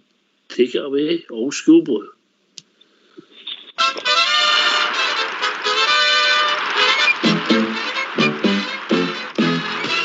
You've heard of Rangers, the famous Glasgow Rangers, a team of giants who come from Ibrox Park. They've won honours from Russia to Australia, but now at Hampden they're gonna make that mark. The Scottish Cup will soon be in their hands. John was the proudest in the land, and the Blues are gonna win the cup. Viva El Rangers! We know the boys will run amok. Viva El Rangers! And with every single goal they score, Viva El Rangers! We'll give the lads a hand and roar. El Rangers! We are the people and there's really no denying that they've been trying to put us out the cup. With men like Greg and Fearless and Jardine, saying what has been impossible to stop. The skills of Miller, Forsyth and McKean, they'll need a hurricane to stop our team. And the Blues are gonna win the cup. Viva El Rangers! We know the boys will run amok. Viva El Rangers! And with every single goal they score, Viva El Rangers! We'll give the lads a hand and roar. El Rangers, there'll be Tommy, Colin, Jackson and Big Peter. He's got hands to stop an avalanche. Johnson, Derry, Palin and McDonald. It's a doddle for Wallace and the boys. The chant of easy, easy from the fans. The chants are really gonna get into them. And the Blues are gonna win the cup. Viva El Rangers! We know the boys will run amok. Viva